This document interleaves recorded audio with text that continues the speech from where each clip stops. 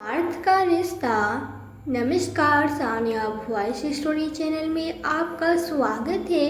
तो दोस्तों, हमारी आज की कहानी है स्वार्थ का रिश्ता।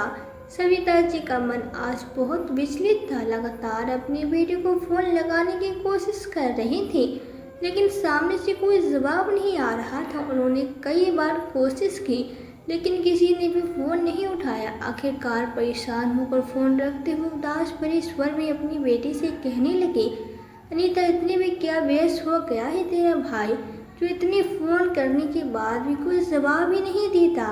तभी अपनी माँ को हौसला देते हुए अनीता बोली, अरे माँ, तुम भी हद करती हो। जब भाई ने एक बार फोन नहीं उठाया तो बार बार फोन करने से क्या फायदा।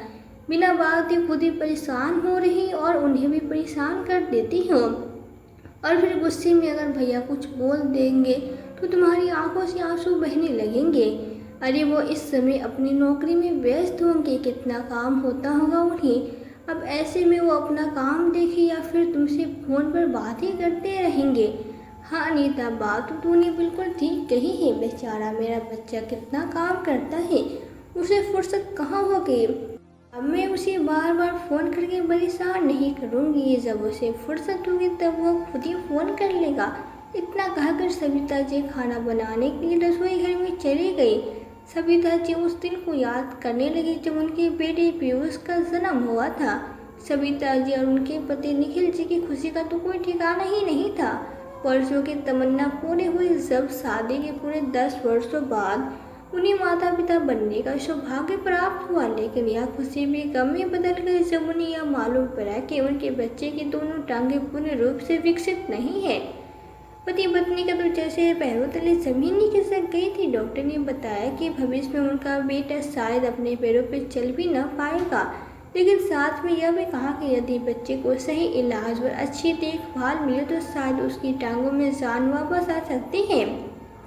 फिर साहस जुटाकर सविता जी ने निर्णय लिया कि वो अपने बेटे की सेवा में दिन रात एक कर देगी। इस कारण उन्होंने अपनी सरकारी नौकरी से भी त्याग पत्र दे दिया और पूरी लगन के साथ नन्हे पीयूष की देखभाल में जुट गई। उधर निखिल जी भी ओवर टाइम करके अपने बेटे के इलाज के लिए पैसे जुटाने लगे और देश के बड़े से बड़े अस्पताल में ले जाकर अपने बेटे का इलाज करवाया। ईश्वर की कृपा और माँ बाप की तपस्या का फल यह हुआ कि उनका बेटा 2-3 वर्ष में ही तंदुरुस्त हो गया। माता पिता को मानो दुनिया की सारी धन दौलत ही मिल गई हो। उसके बाद उनके घर पे उनकी बेटी अनीता का जन्म हुआ। हर माँ बाप की तरह सविता जी और निखिल जी के भी अरमान थे कि उनके बच्चे अच्छे से पढ़ लिख जाए और बेटा अपने पैरों पे खड़ा हो जाए, चाहे उसके लिए उन्हें मन मार कर ही क्यों न गुजारा करना पड़े। आखिर बेटा बुढ़ापे में हमारा सहारा बनेगा। ऐसी सोच रखते हुए उन्होंने अपने बेटे को कामयाबी के शिखर तक पहुंचाने के लिए कोई कसर बाकी नहीं छोड़ी थी। एक दिन अपने बेटे को कामयाब बनाने का उनका यह सपना भी पूरा हो गया, लेकिन उसके कुछ समय बाद निखिल जी का हृदयघात के कारण इस दुनिया से चल बसे। अतीत की यादों में खोई सविता जी भूल ही गई थी कि उन्होंने गैस पे दूध चढ़ाया है। तभी अनीता अंदर आई बोली, ओहो माँ, कहाँ खोई हो, सारा दूध उबल कर गिर गया।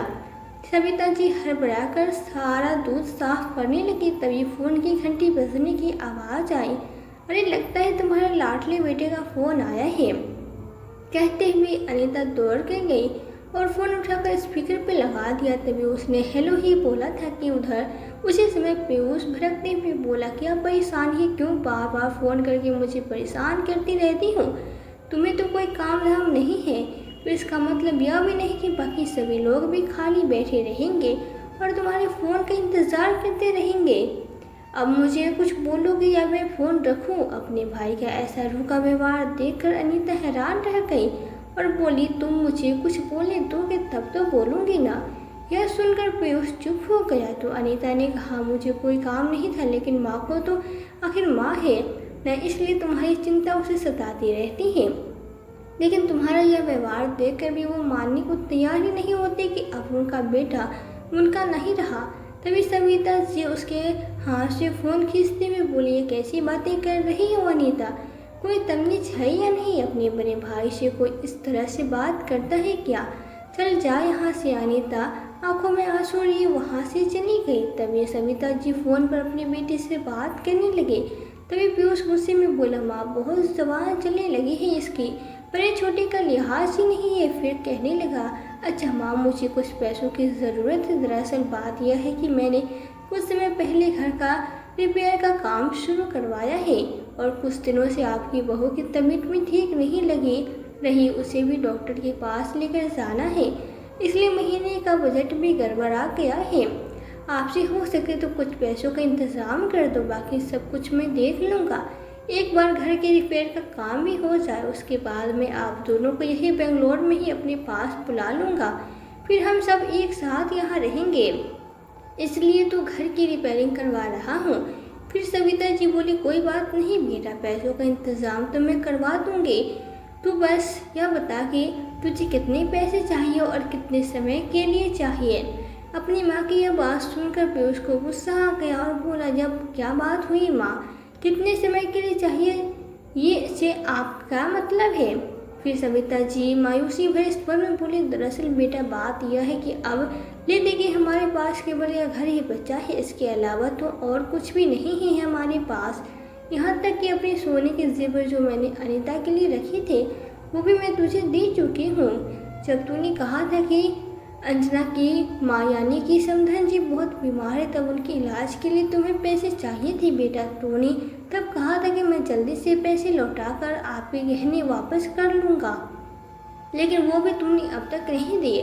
बेटा तेरी बहन भी अब छोटी बच्ची नहीं रही, कॉलेज में पढ़ रही है, 2-4 साल बाद उसकी शादी के बारे में भी सोचना है। अरे माँ, तुम उस बात की चिंता बिल्कुल मत करो, तुम्हें कुछ करने की ज़रूरत नहीं पड़ेगी, मैं सब संभाल लूँगा। बस एक बार रिपेयरिंग का काम ख़त्म हो जाने तो उसके बाद मैं सबसे पहले आपके जेवर भी छुड़वाऊँगा, बाकी की उधारी बाद में चुकता करूँगा। बेटे की यह बात सुनकर सविता जी बोली, ठीक है बेटा, कितने पैसे चाहिए तुम्हें, मैं कहीं से पैसे उधार लेने का इंतज़ाम करता। फिर पीयूष बोला, माँ इस बार मुझे कुछ ज़्यादा पैसों की ज़रूरत है, 8-10 हज़ार से तो काम नहीं चलेगा, इस बार मुझे कम से कम 5 लाख रुपए की ज़रूरत है। बेटे की यह बात सुनकर माँ हैरान रह गई और सोचने लगे कि इतनी बड़ी रकम का इंतज़ाम मैं कैसे करूँगी। तभी पीयूष बोला, आप एक काम कीजिए माँ, आप घर को गिरवी रख दीजिए, घर गिरवी रख कर हमें अच्छे खासे पैसे मिल जाएंगे। लेकिन घर गिरवी रखने की बात सुनकर सविता जी ने साफ साफ मना कर दिया और बोली, बेटा ये देकर यह मकान ही तो हमारे पास है, अगर इसे भी गिरवी रख दिया और फिर कर्ज न उतार सके तो यह भी हमारे हाथ से निकल जाएगा, फिर हम कहाँ भटकते फिरेंगे। तभी पीयूष बोला, अरे माँ आप भी हद करती है, ऐसी नौबत में आने ही नहीं दूंगा, अपनी बेटी पे इतना भी विश्वास नहीं है आपको, आप बिल्कुल फिक्र मत कीजिए, मैं हूँ ना। अपनी बेटे की बातों में आकर सविता जी ने अपनी इकलौती बची संपत्ति को भी गिरवी रख दिया। इसके बदले उन्हें 5 लाख रुपए मिले गए। हालांकि अनीता अपनी माँ को बार बार समझाती रह गई कि घर गिरवी मत रखो, कल को अगर भैया ने पैसे वापस नहीं किए तो हम लोग कहाँ जाएंगे। लेकिन सविता जी ने अपनी बेटी की एक न सुनी और कहने लगी, मुझे अपने बेटे पर पूरा विश्वास है, न जाने तो क्यों अपने भाई को गलत समझती है। अनीता कुछ कहने ही लगी थी कि सविता जी बोली, अच्छा अब ज़्यादा बहस मत कर, घर के फैसले लेने के लिए अभी इस घर की बड़ी मैं मौजूद हूँ, तुम चुप रहोगी तो ही अच्छा होगा।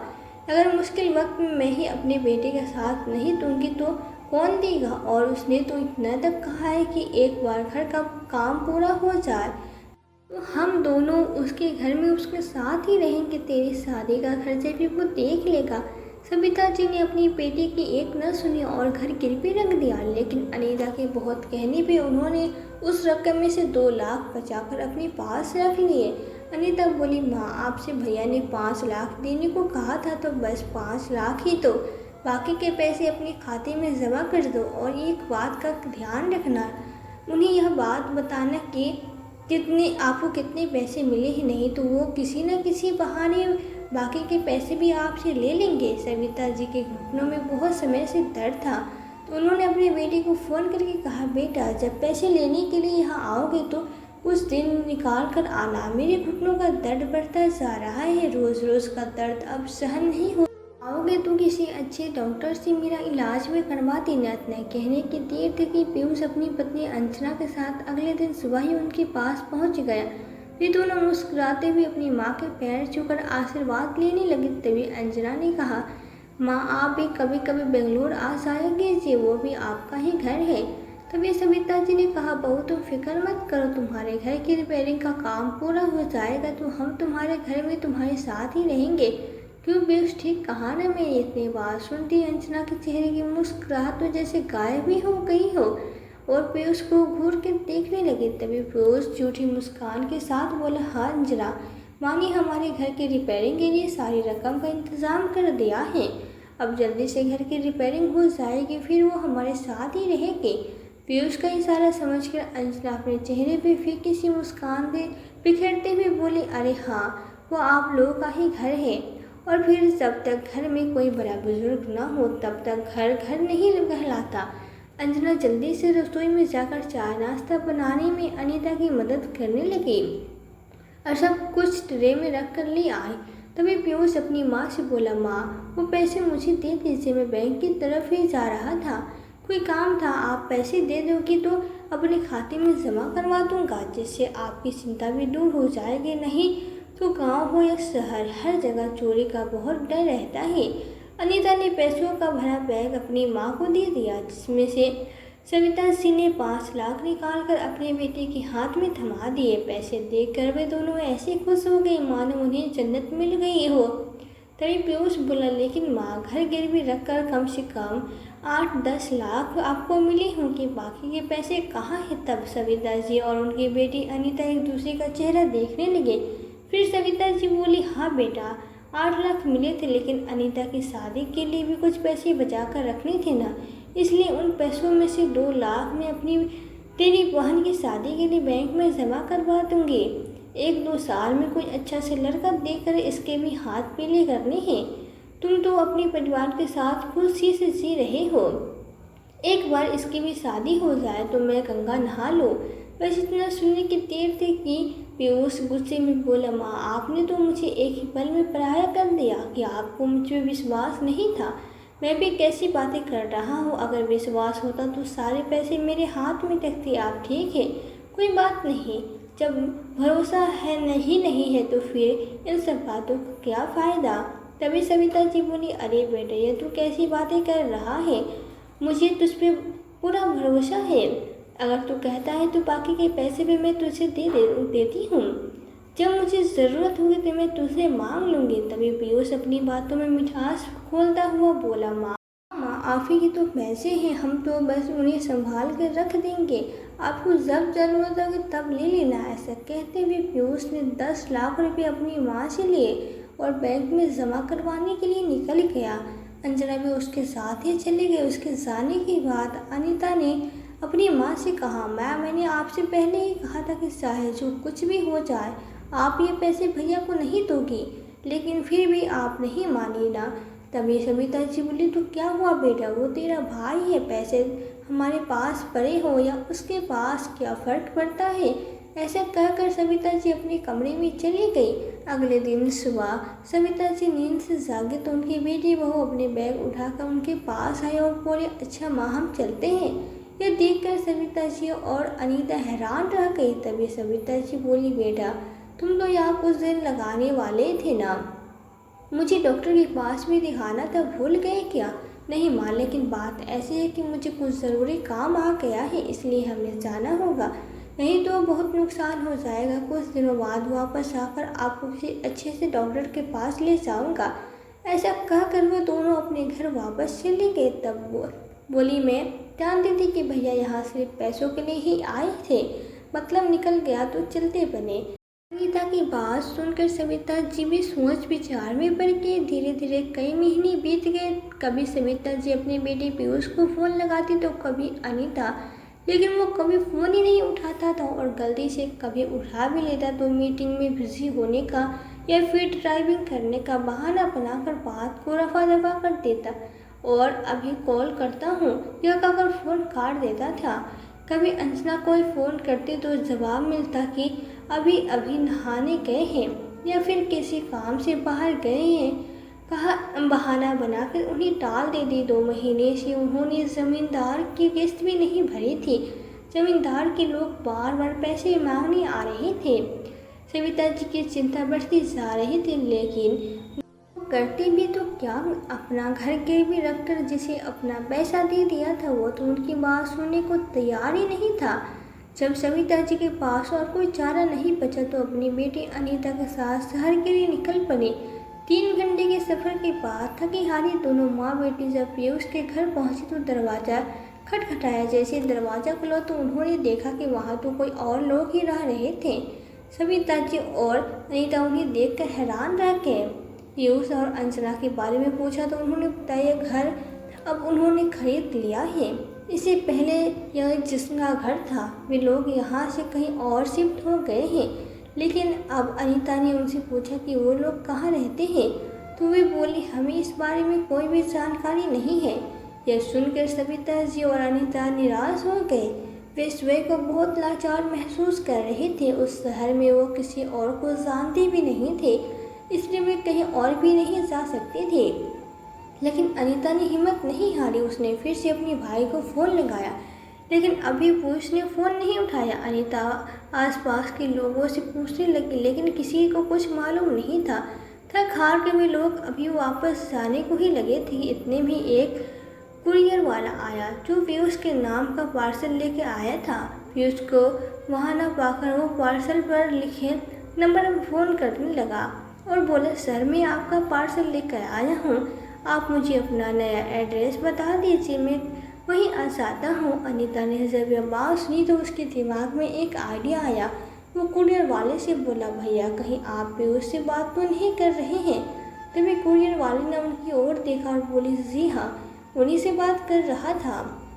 लेकिन आप यह सब क्यों पूछ रहे हैं भैया, दरअसल वो मेरे भाई हैं। आज उनका जन्मदिन है और हम उन्हें सरप्राइज़ देना चाहते थे, इसलिए हम उन्हें बिना बता ही आ गए। यहाँ आए तो पता चला कि वो अब कहीं और रहते हैं। यदि आप हमें उनका नया पता दे दी तो आपकी बड़ी मेहरबानी होगी। उनकी बात सुनकर कुरियर वाले ने एक पेपर पे उन्हें अनीता की बिल्डिंग का पता लिख कर दे दिया। थोड़ी ही देर में सविता जी और अनीता ऑटो में बैठकर उस बिल्डिंग के सामने पहुंच गए जहां पीयूष ने अपना फ्लैट खरीदा था। पीयूष का फ्लैट एक बहुत ही सोसाइटी में था जहां ऊंची ऊंची बहुमंजिला इमारतें बनी हुई थी। सविता जी ने इतनी बड़ी ऊंची इमारतें पहली बार देखी थी। अपनी बेटी से बोली हे भगवान देखो तो अनीता ये इमारतें कैसी आसमान को छू रही हैं। वे दोनों जैसे अंदर जाने लगे तो गार्ड ने उन्हें सोसाइटी के अंदर जाने से रोक दिया। कुरियर वाले ने गार्ड को पार्सल पकड़ाया और नाम बताकर चलता बना। तुरंत वो माँ बेटी सोसाइटी के बाहर खड़ी खड़ी पीयूष का इंतजार करती रही। कई बार गार्ड को नाम बताकर कहा कि मेरे भैया को खबर कर दीजिए कि उनकी माँ और बहन गांव से आई है, लेकिन गार्ड को उनकी बातों पर यकीन नहीं हुआ। सविता जी एक पुरानी सी साड़ी पहने हुई थी। अनीता ने बहुत ज़्यादा साधारण सलवार सूट पहना हुआ था। सविता जी बार बार उन इमारतों की ओर देखती जा रही थी। फिर अनीता ने से हाथ जोड़कर प्रार्थना की कि वह उनका यकीन करे और उसके भाई पीयूष को उनके आने की सूचना दे या फिर उन्हें ही अंदर जाने दे। लेकिन इस पर गार्ड ने कहा तुम लोगों को तो और कोई काम है नहीं, बड़ी बड़ी इमारतें देखी नहीं कि काम मांगने आ गए। लेकिन इस सोसाइटी में काम वाले भाई ऐसे नहीं रखे जाते। इन घरों में जो भी काम करते हैं सबसे पहले उनकी पुलिस वेरिफिकेशन करवाए जाती है, तब वहीं जाकर उन्हें काम पे रखा जाता है।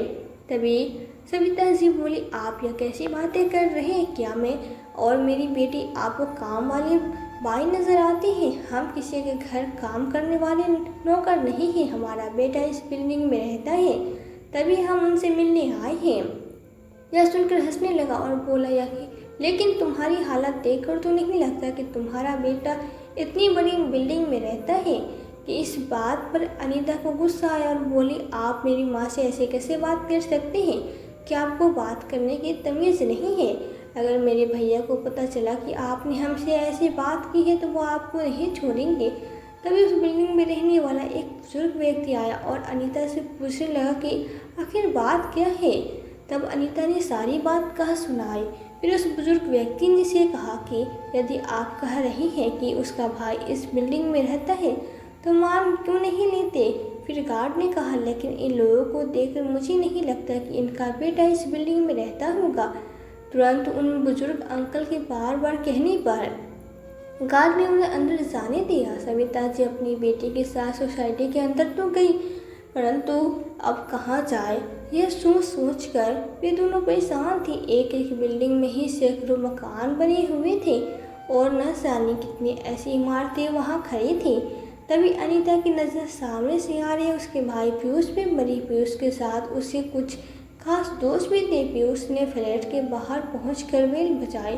पीयूष के देखते ही अनीता अपनी माँ को लेकर उसकी ओर तेजी से गई। उसी समय अंजना ने दरवाज़ा खोला तो सविता जी दौड़ के पीयूष की ओर गई और वो अपनी बेटे को गले लग गई और रोते भी बोली, बेटा कहाँ था तू? कब से हम तुझे ढूंढ रहे थे।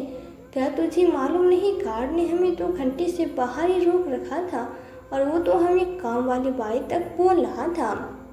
तूने नया घर ले लिया और हमें बताया भी नहीं। फिर अपनी साड़ी के पल्लू से आंसू पोंछते हुए बोली, चल वो सब छोड़िया, बता तो कैसा है। सविता जी और अनीता सुबह से यहाँ वहाँ भटक रही थी, जिस कारण उनकी हालत खराब हो चुकी थी और उनके कपड़े भी गंदे हो चुके थे। अपने दोस्तों के सामने अपनी माँ को ऐसी हालत में देखकर पीयूष के पसीने छूट गए। उसने सोचा कि यदि मेरे दोस्तों को पता चला कि यह मेरी माँ और बहन है तो मेरी इज्जत की धज्जियाँ उड़ जाएगी। उसे समझ नहीं आ रहा था कि वो क्या करे। तभी अंजना ने कहा, अरे बिना मतलब गले पर रही हो, आप लोग कौन हैं, यहाँ क्या कर रहे हैं। फिर पीयूष भी बोला, कौन हो तुम लोग? अगर तुम लोग यहाँ काम मांगने आए हो तो हमारे घर में पहले से ही काम वाली बाई लगी हुई है। अपने बेटे के मुंह से यह शब्द सुनकर सविता जी को तो जैसे काटो तो खून नहीं। वो जबरदस्त खड़ी हुई उसे देखते ही रह गई। सोचने लगी कि जिस बेटे के लिए उन्होंने आज तक इतना त्याग किया था, कैसे वो बेटा आज अपनी माँ को ही पहचानने से इनकार कर सकता है। उनकी आंखों से तो जैसे आंसू का झरना ही फूट पड़ा। तभी अनीता आगे बढ़कर अपनी माँ के आंसू पोंछने लगी और गुस्से में बोली, भैया क्या सचमुच आप नहीं जानते यह कौन है? यह वही बदकिस्मत माँ है जिसे आप जैसे नालायक बेटे को जन्म दिया। अपनी पूरी जिंदगी आप पे निछावर करती। यह वही माँ है जिसके प्यार और विश्वास को धोखा देकर आज तुम इस आलिशान सोसाइटी में रहती हो। अनीता के मुंह से यह बात सुनकर पीयूष के दोस्त हैरानी से उसकी ओर देखने लगे। तभी पीयूष बोला, 2 पैसे की औकात नहीं और मुझे ज्ञान दे रही हो? ना जाने कहाँ कहाँ से चले आते हैं। अपने बेटे के मुंह से जिल्लत भरे शब्द सुनकर सविता जी के सब्र का बांध टूट गया। उन्होंने एक कदम आगे बढ़ाया और अपने बेटे के मुंह पर जोरदार तमाचा जड़ दिया और गुस्से में चिल्लाते हुए बोली, शर्म नहीं आई तुझे अपनी बहन के साथ इस तरह से बात करते हुए? तभी अंजना बोली, तुम्हारी हिम्मत कैसे हुई मेरी पति पे हाथ उठाने की? उसके इतना कहने ही देर थे कि सविता जी ने उसे भी एक थप्पड़ नसीहत कर दिया। काश यह थप्पड़ मैंने तभी लगा दिया होता जब तूने मुझसे मेरे सारे गहने लेकर बेच खाए थे। लेकिन सारी गलती मेरी ही थी। मैं ही अपने बेटे के प्यार में इतनी अंधी हो गई थी कि अपने बेटे की एक बात नहीं सुनी। वो मुझे हमेशा चेतावनी देती थी कि कुछ पैसे अपने लिए बचा कर रखो, लेकिन मैंने ही तुझ जैसे नालायक पे भरोसा करके अपना सब कुछ तुझे दे दिया। काश मैंने अपनी ममता को दरकिनार करके अपना सब कुछ तुझे न दिया होता तो आज मेरे और मेरी बेटी की यह हालत न होती। तो ये पीयूष गुस्से में बोला, तो कोई एहसान नहीं किया तुमने कि पैसे देकर जो कुछ भी तुमने किया वो फर्ज था तुम्हारा। तुम कोई अनोखी माँ नहीं हो। सभी माँ बाप अपने बच्चों को कामयाब बनाने के लिए त्याग करते हैं। फिर सविता जी ने कहा, ठीक है बेटा, तूने मेरा प्यार देखा है लेकिन गुस्सा नहीं देखा। अगर मैं अपनी भरपूर कोशिश करके तुझे तेरे पैरों पे खड़ा कर सकती हूँ तो तुझ जैसे नालायक को ज़मीन पर गिराकर सबक भी सिखा सकती हूँ। उसी समय सविता जी ने पुलिस को फ़ोन लगाया। थोड़ी ही देर में वो बुजुर्ग अंकल जिन्होंने सविता जी और अनीता की मदद की थी वहाँ पहुँच गए। उनके साथ सोसाइटी के अन्य लोग भी आ गए। बुजुर्ग अंकल बोले, ऐसे से तो औलाद ना होना ही अच्छा है। कम से कम माँ बाप को तो यह दिन ना देखना पड़े। सोसाइटी के सभी लोग पीयूष और उसकी पत्नी अंजना पे उंगली उठा रहे थे। थोड़ी देर में पुलिस भी वहां पहुंच गई और सविता जी की शिकायत में पीयूष को गिरफ्तार कर लिया गया। अब तो पीयूष और उसकी पत्नी अंजना की आंखें बाहर आ गई। ये दोनों सविता जी से माफी मांगने लगे और उनके पैर में गिर पड़े। जेल की सजा से बचने के लिए पीयूष के पास केवल एक ही रास्ता था कि वो अपनी माँ का सारा पैसा वापस लौटा दे, लेकिन अपनी माँ को लौटाने के लिए अब उसके पास कोई पैसा नहीं था, इसलिए उसे अपना नया फ्लैट अपनी माँ के नाम करना पड़ा। अनीता और सविता जी अब आराम से अपने गांव वाली ज़मीन में रहते हैं और नए फ्लैट को किराए पे देकर जो पैसा आता है उससे अपने मकान की किस्त चुका रहे हैं और सुखपूर्वक जीवन व्यतीत कर रहे हैं। तो दोस्तों, आपको यह कहानी कैसी लगी, लाइक और कमेंट करके ज़रूर बताएं और चैनल को सब्सक्राइब करना बिल्कुल ना भूलें। मिलते हैं एक और नई कहानी के साथ। कहानी में अंत तक बने रहने के लिए आपका बहुत बहुत धन्यवाद।